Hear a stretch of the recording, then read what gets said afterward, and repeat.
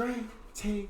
It's your boy Neal back with another reaction video, guys. Here we are at 19 unwritten rules for living in Australia. Before we jump into these rules, make sure you subscribe to the channel, ring notification bell, give the video a thumbs up so it gets suggested. What we got? Bam, bam, lamb. Where's the bam, family? There are some unspoken rules in Australia that go without saying, but the only problem is, if you've not grown up with these rules, they might take a bit of getting used to. So you've either got to learn them very quickly, or you will find yourself in some situations that are a little bit awkward / slightly funny. More awkward. More awkward, yeah. So the first thing is you're going to have to accept people taking the mick out of you, you taking the mick out of them, and just having that bit of banter between you. Yeah, the Australians love humour, and the chance to have a laugh at other people's expense or even at your own is greatly appreciated here. I like that. And do you know what will make you fit in even more? Is if you give it back. So don't just take having the mick taken out of There you go. Take the mick out of others as well. There Secondly, you go. You always, if you receive it, you always got to give it back. You feel me? And I absolutely love that. That's when I feel like I can just completely be myself. Is when, you know what I'm saying? We're insulting each other, but like in a joking way. And nothing. We're not serious about it. Both parties know that we're joking, and this is how we communicate, and everything's cool. I love it. I love it. I mean, I'm like that with all of my friends. words will get shortened or changed, and that's just part of living in Australia. Your name, the time of day, even what you're eating. For example, hey Benno, I'm off to Macca's, and I'm gonna go and ask for extra avo in my sandwich the Savo. Too easy. See what we did there? Forever teaching Australian language. Yeah, no. Another thing is, it's all right to call everyone mate.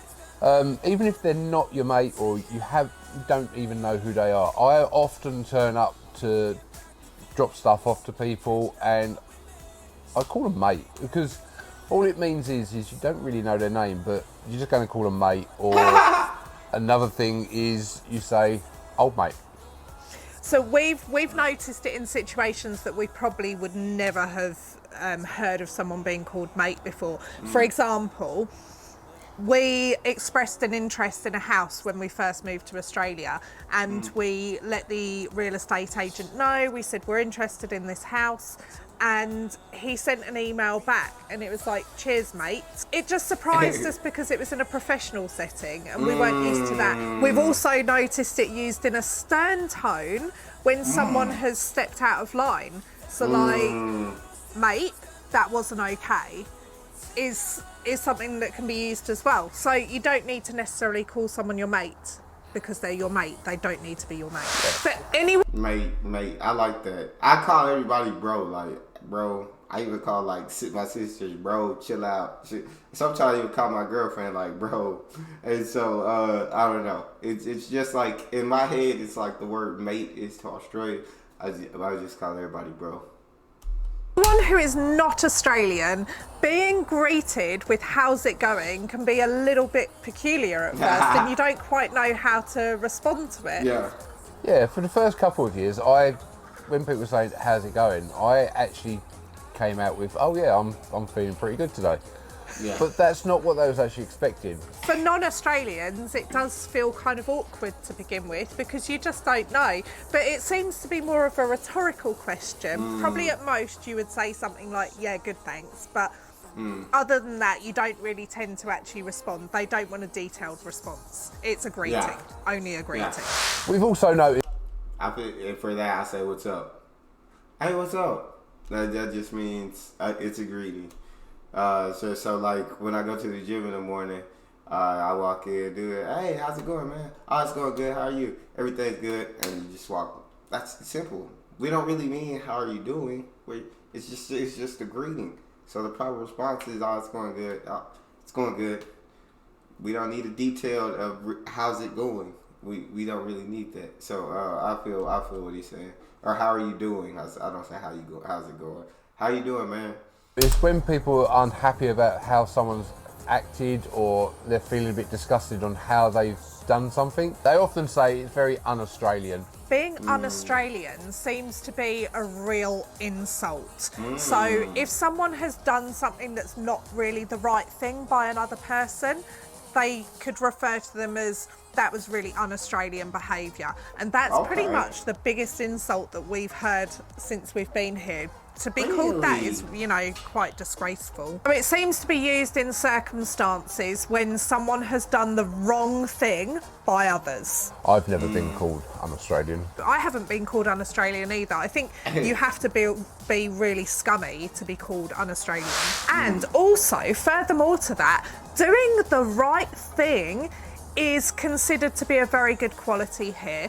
And it's kind of an expectation that you do the right thing by other people. You've got to be a very fair dinkum. And doing the right thing I love that you use fair dinkum. Actually includes things like paying people fairly and not trying to underpay someone. So if you wanted a job doing at your house, you're expected to pay someone a reasonable amount of money, a fair pay.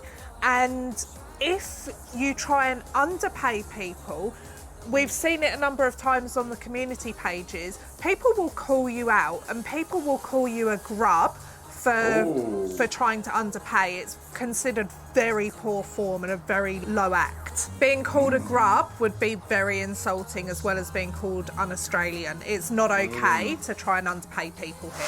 So while paying people a fair wage is expected, tipping isn't. Tipping is not part of Australian culture. Treating everybody equally. I love that.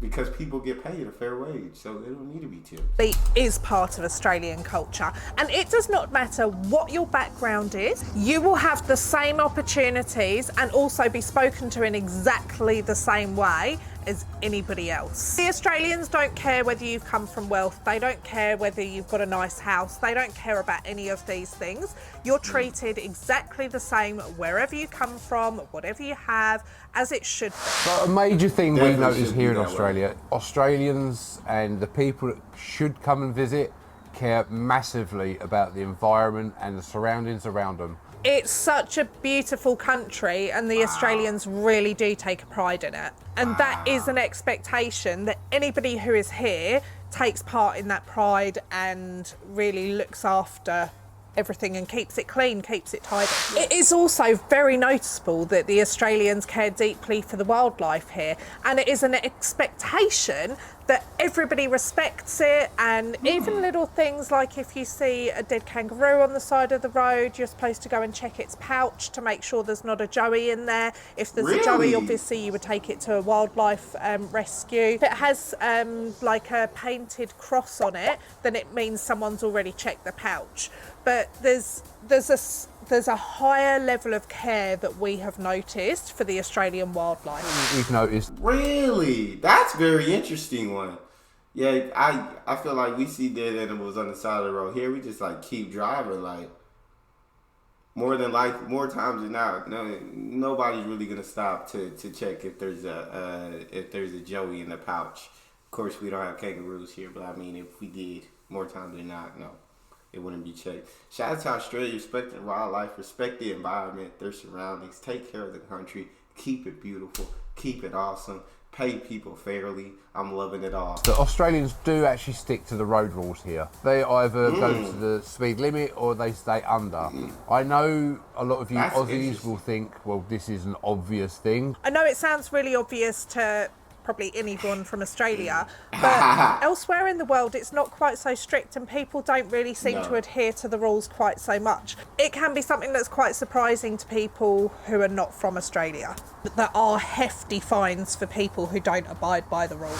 Which brings us... I think in America you're allowed to go like 5 miles over the speed limit. I think that's what I was told. I could be completely wrong about this. I think you're allowed to go 5, but because of my disease of lead foot, something I was born with, I'm usually going like 10 to 15 miles over the speed limit. That's just how I drive. I hate going slow. I hate going the speed limit because I feel like the speed limit is slow. It's like mostly on the interstate or highway, it's going to be 75. Anywhere between 60 to 75. I haven't seen anywhere over 75 miles per hour. But I'm usually traveling like, if I'm on the interstate or highway and I can and I'm not stuck behind cars, there's open road, I'm traveling like 85 to 90, somewhere between 85 and 95 miles per hour. If I'm stuck behind cars, you just got to go as slow as the cars go. So on to our next point, which is a little bit controversial because it's not legal. But we're going to mention it anyway because it's something that we've noticed. Flashing your lights here in Australia. We've noticed it used mostly when people are alerting others that the police are around. So it's usually if there's a speed camera, and obviously people can use it for hazards as well, but we've never actually seen it used for that. We've only ever seen it used here for alerting someone that there's a speed camera nearby. We used to flash our lights to say thank you, or flash someone to say go on, you can go round. That's not the done thing. Yeah, that's definitely not something that they do here. Definitely not in Queensland. I don't know if the other states are the same. But yeah, flashing your lights is mainly to say, check your speed, there's a cop around the corner. But we will just let you know that you can get fined for this. It is illegal to do it. Wow. And I would imagine the fines are quite hefty for that. So yeah, it's not something you should do, but it's something that we have noticed that people do. Yeah, you know who you are, you flashers. So this next one is for people who are not from Australia, but in Australia, or who have come into Australia. Visiting. Yeah, or living here. It's not the done thing to complain. Australians are very proud of their country, and it is not okay with them for you to complain about things here. So when you're socialising and leave the complaints at home. Leave the complaints at the crib. you're going to visit people, it's very much the done thing here to bring something with you. Either you decide you're going to bring the cake, like a dessert or something like that, or you're going to bring something for the barbecue, and definitely bring some grog with you, meaning bring some drink. This seems to be one that catches people out, and it's a little bit funny. I didn't realise that this was not obvious to people. But when someone says bring a plate, it doesn't mean that they don't have enough plates for their guests. It means that people have said that. It means that you bring a plate with food on it to share. And it's sort of like an unspoken thing that you're going to bring some booze. Yeah, you have got to bring stuff with you if you go to someone's house or to any kind of gathering. It's expected that you bring something with you. And even if they say, bring a slab. Bring a slab with you. Don't bring anything, just You bring should. it. And also, if you're bringing the booze, make sure it's cold, because Australians do not like anything warm. A cold one is essential, and a cold one refers to a beer. It has got to be cold. Not just cold, but cold. This next one goes without saying. You must check your shoes if you leave them outside before you put them on again. We don't tend to leave shoes outside, but if you were to, you probably should check them before you put them on your feet, just in case there's something inside. Yeah, pretty much the only thing I leave outside, like footwear-wise, is my thongs. The next one that we were a little surprised by, but it makes perfect sense, is that cats are expected to be kept inside here. They're not expected to go roaming around neighbourhoods. It's not appreciated here at all. So if you have a cat, you're expected to keep it on your own property. It seems to be because people don't want the cats attacking wildlife. So that's why it's very frowned upon to let a cat just go roaming around here. And also, make sure you do not park out in the sun. Make sure you park in the shade. It's not a case of wanting to park the closest to the shops here. You want to park wherever the shade is, because in the summer you don't want your car sat in the sun, because it pretty much becomes an oven. As we've mentioned in other videos, trying to touch the steering wheel or do your seatbelt up if your car has been sat in the sun, it burns. So just before we go, Yeah, I know that burn, but it's probably a much stronger burn in Australia. We would love to announce the winner of last week's competition, and that is... Fionn Bullock. Thank you to everybody who entered. You gave us the best week of looking at all of your photographs. It was so much fun, so thank you. Yeah, we do really appreciate and love seeing all these pictures and comments that we get. Congratulations, Fionn. We'll be in touch via DMs on Instagram. Well done. So dope. So dope. Oh. Dang. Hey, if you like this video, check out this one. I love the end of their videos when they do the outtakes. The outtakes always kill me.